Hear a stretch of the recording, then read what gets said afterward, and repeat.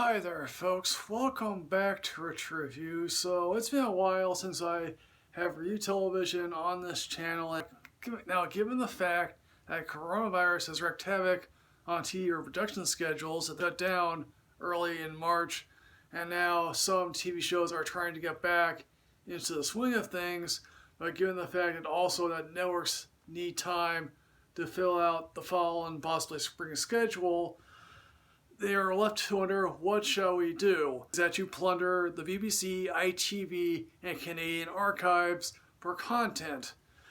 And given the fact that most American networks try to remake foreign shows anyway, now the show that I want to review for you guys here now is Coroner. This is the first of two seasons. That the first season is premiering on the CW.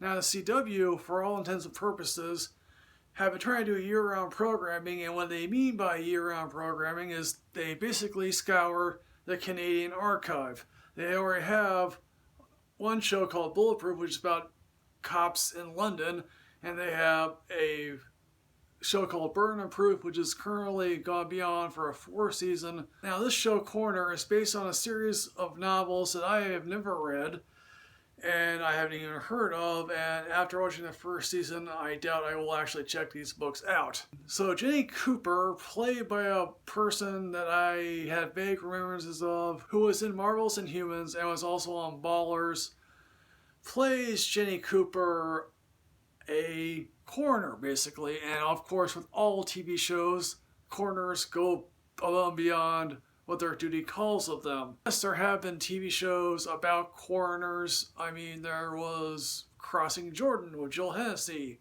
There was Rizzoli Isles, starring Angie Harmon, that one other lady that I've tried to watch a couple episodes of and could not figure out why I was watching. Hooks up with a hunky cop played by some actor that I've never heard of, and they solve mysteries.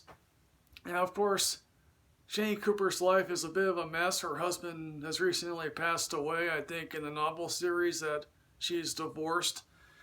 And basically she finds out that, oh yes, her husband, after dying of a heart attack, was also defaulting on their loans. So they move out into the countryside. Now she has a son who basically his two only defining traits are is that he's on the swim team and, oh yes, he's gay.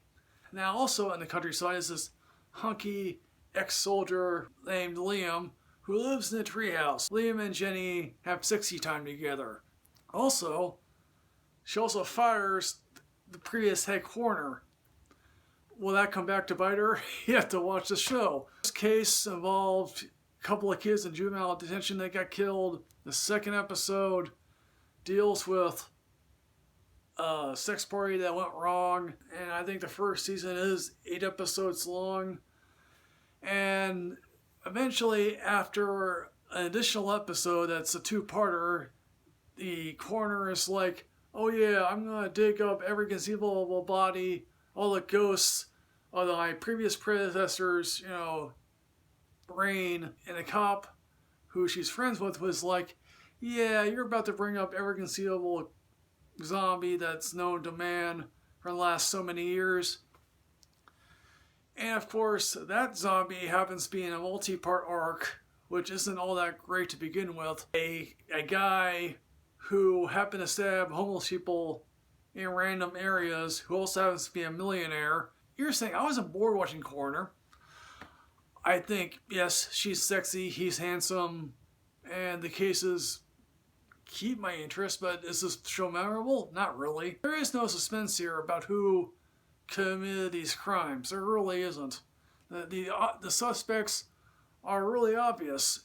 With her anxiety, she's popping pills. Her son has issues as well.